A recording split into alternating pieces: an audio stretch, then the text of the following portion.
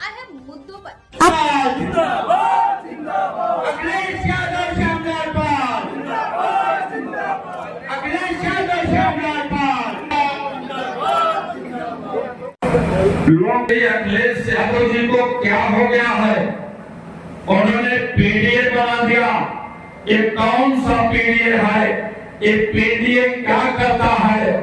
तो साथियों मैं आप लोगों से कहना चाहूंगा, भारतीय जनता पार्टी और आरएसएस के लोगों ने जो इस देश में सांप्रदायिकता पैदा की, जो एक दूसरे के प्रति बढ़ते कुटुंबों का झूठा नारा देकर के नफरत पैदा किया, उस भारतीय जनता पार्टी की पीडीए दवाई है और एक ऐसा इंजेक्शन है कि जो तूने पूरे देश में कोरोना के टाइम में कभी ताली और थाली बदला करके हुकूमत किया और कभी अपने नकली इंजेक्शन लोगों को लगा करके हार्ट अटैक के रूप में तुमने पूरे देश में लोगों को परेशान कर रखा है। आज तबाह है, लोग सोच रहे हैं अपने जीवन के लिए। इसलिए साथियों आप लोगों से हमारे सम्मानित नेता लोग निवेदन करने के लिए आए हैं कि पीडीए की इतनी अच्छी दवाई कर देना, इस देश में पूंजीवादी और सामंतवादी व्यवस्था के लोग जो आज शासक बन चुके हैं, इनको हटा देना। अरे हमारे माननीय मंत्री जी यादव जी एक इलेक्शन और एक देश में एक इलेक्शन की बात कर रहे थे। ये मोदी का फरमान आ चुका है, लोकसभा में पेश हो चुका है और राज्यसभा में भी पेश होगा कि एक देश में एक इलेक्शन हो। मैं आपसे सवाल करना चाहता हूं कि आजादी के 71 वर्ष बीत जाने के बाद तूने कौन सा सपना देखा था? एक देश में अगर एक देश हमारा है तो एक प्रकार की एजुकेशन की बात कर लेना, और जब एक प्रकार की एजुकेशन की बात कर लोगे तो हमारे नेता आदरणीय धरती पुत्र मुलायम सिंह यादव ने कहा था कि आप लगा देना, यहाँ पर सुजानगंज में आ जाना और इस भाजपापुर विधानसभा के प्राइमरी स्कूल में अपने बेटे को पढ़ा देना और किसान और मजदूर नौजवान भी अपने बेटे को पढ़ा देगा। कलेक्टर कौन होगा? किसान का बेटा तब कलेक्टर बनेगा। कहा था आपको महसूस होना चाहिए, आपको सोचना चाहिए, जब इस उत्तर प्रदेश की पावन धरती पर गांवों में रहने वाला किसी भी जात बिरादरी का व्यक्ति होगा, किसी भी धर्म को मानने वाला होगा, वो कभी डिप्टी कलेक्टर नहीं बन पाता था, और तहसील का तहसीलदार नहीं बन पाता था, थाने का थानेदार नहीं बन पाता था।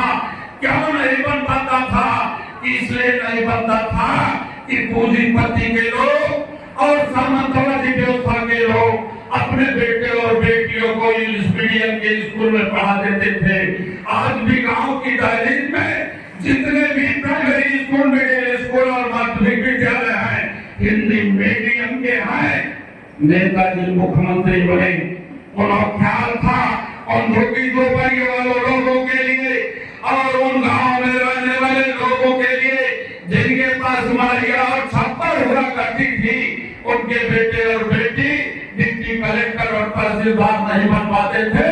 उन्होंने उस परीक्षा को जो लोक सेवा आयोग है उत्तर प्रदेश का इलाहाबाद में, उसकी परीक्षा हिंदी में करवा दिया और दिल्ली से हिंदी में करवा दिया। किसान का बेटा भी डिप्टी कलेक्टर बनना शुरू हो गया, मजदूर का बेटा भी तहसीलदार बनने के, बेटी और बेटे भी दरोगा और सिपाही बनना शुरू कर दिए। लेकिन आप पर नजर डाल दिया, नजर लगा दिया भारतीय जनता पार्टी के लोगों ने, और नजर लगा दिया, ये कह दिया कि ये तो माई की पार्टी है। इन्होंने कहा है माई की पार्टी है, माई का मतलब ये वो आई, ये नफरत पैदा कर दिया। और इस प्रदेश की विधानसभा में जब आदरणीय अखिलेश यादव ने सवाल किया, ये बताओ मोदी, बताओ मुख्यमंत्री, 46 में 56 एसडीएम कहाँ गए, उसकी पूरी लिस्ट आउट कर दो। लेकिन आज की तारीख में इस योगी मुख्यमंत्री की हिम्मत नहीं है कि 46 के 56 एसडीएम की वकालत का पर्दाफाश कर दे, ये झूठे और बेईमान लोग हम आपको सलाह दे करके इस सत्ता पर हासिल कर रहे हैं।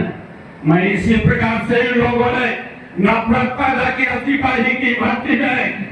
उस समय की सिपाही की भर्ती देख लेना माननीय नेताजी की, आदरणीय अखिलेश यादव की सिपाही की भर्ती को देख लेना, और आज के इस मुख्यमंत्री की 59,000 नौकरियों की, शिक्षक की नौकरियों को देख लेना, और आज के मुख्यमंत्री के सिपाही की भर्ती के पेपर लीक को देख लेना।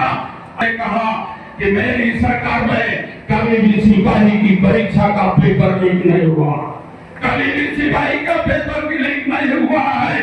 उन्होंने कहा है कि चोर को वही पकड़ सकता है जो ज्यादा तेज दौड़ेगा, तेज से दौड़ने वाला ही वो दरोगा बन सकता है, सिपाही बन सकता है।